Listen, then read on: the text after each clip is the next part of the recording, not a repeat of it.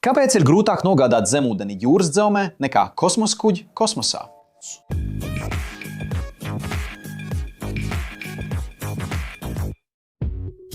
Sveiki, šeit ir inženierijas detalizācija. Vai jūs kādreiz esat aizdomājušies, kāpēc mazāk cilvēku ir apmeklējuši Mariānas dziļvagas dibeni, kas ir dziļākais punkts okeānā, nekā kosmosu? Kamēr vairāk nekā 600 cilvēku jau ir riņķojuši ap Zemi, tikai 3 ir nolaidušies okeāna 11,000 metru dziļumā. Tas šķiet pretrunīgi, jo kosmos tiek uzskatīts par pēdējo robežu, kamēr okeāns atrodas tieši šeit, uz mūsu planētas. Bet patiesība ir tāda, ka jūras dzelzme slēpj katastrofu. Brutāls izaicinājums, kas bieži tiek nenovērtēts. Spiediens. Kamēr kosmosa kuģi tiek galā ar vakuumu, zemūdens saskarās ar spēkiem, kas spēj saspiest tēraudu kā papīru. Ienarīsim šajā jautājumā un noskaidrosim, kāpēc okeāna dziļuma apgūšana var būt sarežģītāka nekā Zemes orbītas sasniegšana. Vispirms, kas padara zemūdens spiedienu tik biedējošu? Lai saprastu atšķirību, mums jāsalīdzina šīs vides.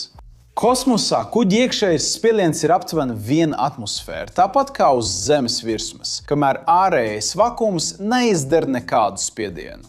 Tas nozīmē, ka konstrukcijai ir jānotur iekšējais spiediens, gluži kā piepūstam balonam. Spiediens, ko konstrukcijai jāiztur, ir spiediens no kuģa iekšpuses uz ārpusi, tikai 1 atmosfēra.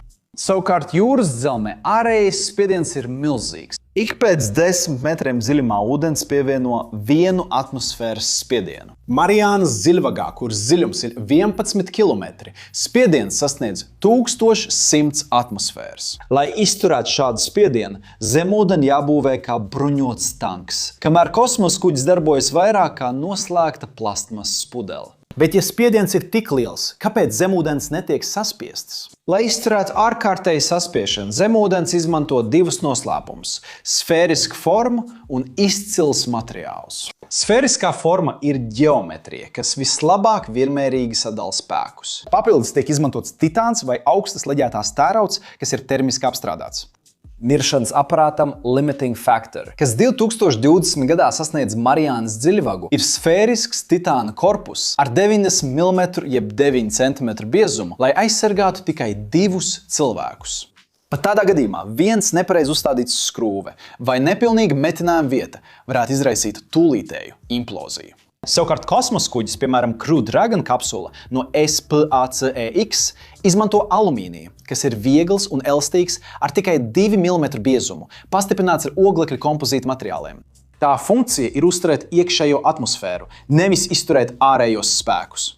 Bet pirms turpinām pievienosim nedaudz aprēķinu un sapratīsim iesaistīto matemātiku. Hidrostatisko spiedienu P šķidrumā aprēķina pēc formulas uz ekrāna, kur ρ ir ūdens blīvums, kas ir 1000 kg uz kubikmetru. G ir gravitācija, kas ir vienāda ar 9,8 metriem sekundē kvadrātā, un H ir dziļums.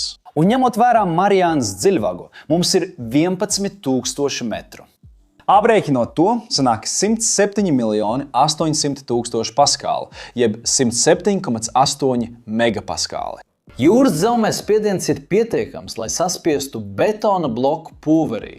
Savukārt kosmosā spiediena starpība ir tikai 0,5 megapāskāli. Tas nozīmē, ka pēc lieluma zemūdens spiediens ir 1000 reižu lielāks nekā tas, ar ko saskaras kosmosa kuģis. Precīzāk sakot, 1078 reizes lielāks. Ja kosmosa kuģim ir noplūde, iekšējais gaiss izplūst vakumā salīdzinoši lēnā procesā. Savukārt zemūdene, jūras dzelzmē, piedzīvo imploziju, kur ūdens, kas nav saspiežams, ieplūst jebkurā plaisā ar neticamu ātrumu. 1963. gadā kodolzemūdene USS Thrasher piedzīvoja imploziju 2400 metru dziļumā. Šis spiediens saspieda zemūdens korpusu sniega 0,1 sekundē, pārvēršot to metāla kaudzē, leduskapja izmēra. Cits piemērs bija zemūdene Titāns 2023. gadā, kas apmeklēja Titanic vraku un implodēja aptuveni 3350 metru dziļumā. Saskaņā ar veiktajām analīzēm tas nozīmē spiedienu 32,8 megapaskāli. Un kā ar materiāliem? Kāpēc mēs neizmantojam titānu kosmosa kuģos? Lieta ir tāda, ka kosmosā katrs grams ir svarīgs.